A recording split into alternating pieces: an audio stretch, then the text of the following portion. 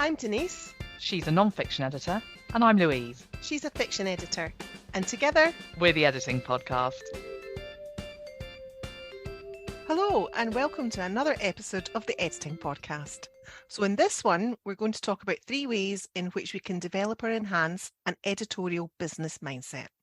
Yeah, that's right. And it's something you and I talk about a lot, isn't it? Because there are times when any of us end up falling out of that space or need a little nudge, particularly when we're juggling a lot of stuff.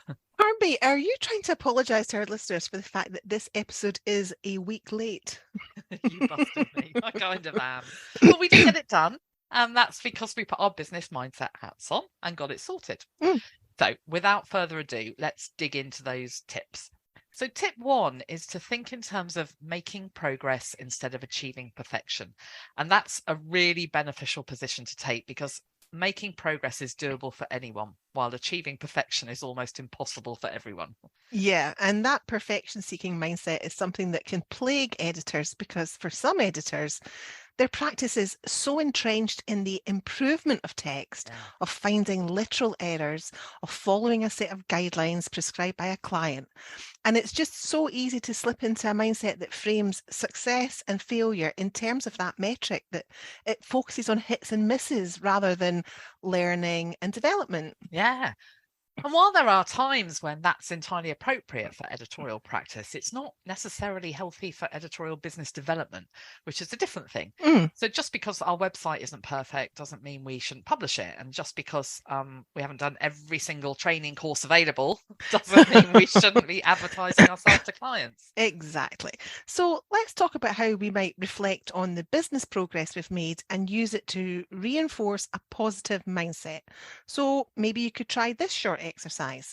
First, write down 5 things that you've achieved in your business last month.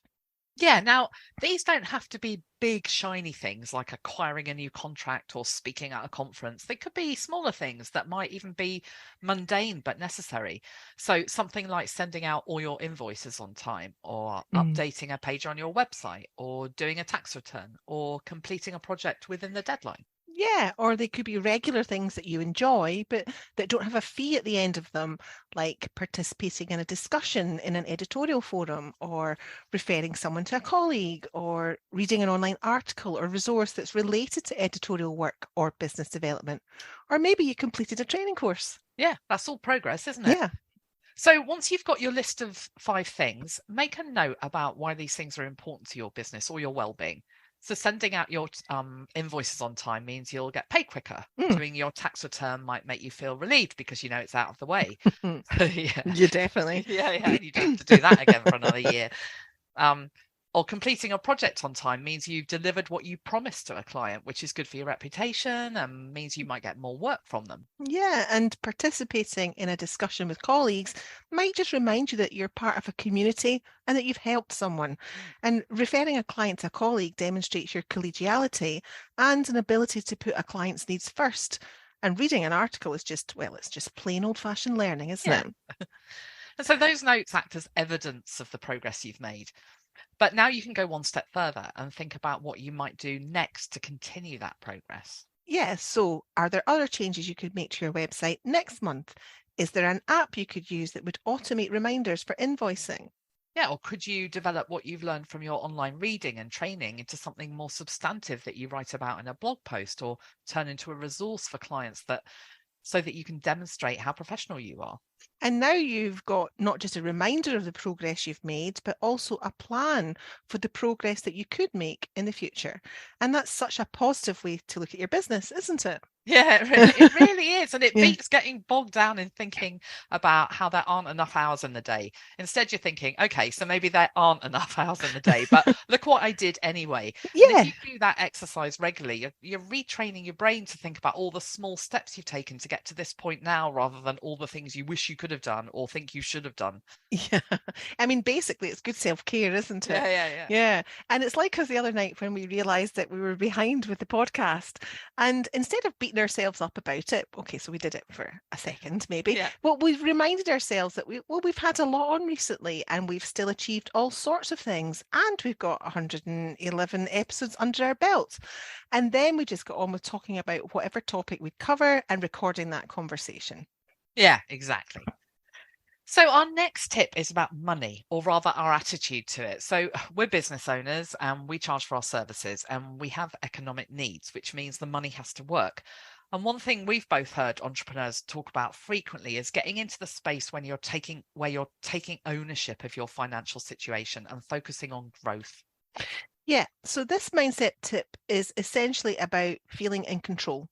So Yeah. maybe you wish you had higher paying clients, or maybe a client hasn't increased their rates. Or maybe, like a lot of people, you're struggling with higher fuel prices and other increased costs of living. And so the first step is to ensure that you know how much is coming in and how much is going out. Because when we bury our heads in the sand, we do ourselves no favours. We can't make changes if we don't understand our starting point. I think that's so important, Denise. If you're not tracking your editorial income and expenditure, I think we both agree, start doing it. Absolutely. Don't need anything fancy. An Excel spreadsheet will work fine. That's what we both use. Yep. And over time, you can build up a picture of really useful information that helps you make good business decisions, like who your most lucrative clients are, what the various tools and apps you have that are costing you money, and whether they're a luxury or a necessity. Yeah, and there may even be savings that you can find if you shop around for alternatives. So the other thing is to track your time, because time is money. And so if you can work out what you're spending a lot of time on and when, there might be ways in which you can work that are more effective or more productive. Yeah, this sort of feeds back into the progress rather than perfection tip we started with, doesn't it? Yep. So digging into the detail of income and expenditure can feel like a burden, but understanding your business's financial position is an achievement, as progress. Yeah. And interrogating where you are is an opportunity to work out what's working and what you can do differently. Yeah, and it's the difference between saying, "Oh, I'm not earning enough," and saying, "I need to earn more, and here's how I might do Yeah, that." exactly. Yeah, and that way you're focusing on solutions to problems rather than just the problems themselves. And Sorry, just that, I was just okay. going to say, if you heard that bang, that was my husband bringing in a cup of tea. Oh, really? I didn't hear that. Oh, But that, okay. where are we? Okay. And just the process of focusing on the future can be exhilarating, whereas being stuck in the present can feel like stagnation.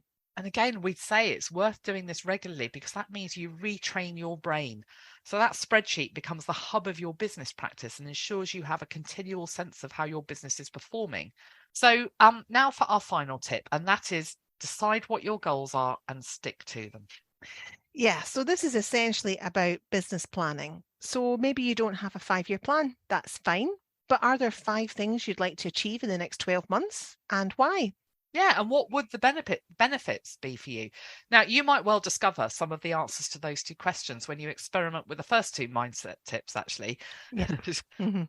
So maybe you want to reduce your working hours by 10% so you can spend more time with family or on a hobby or a cause that you're passionate about.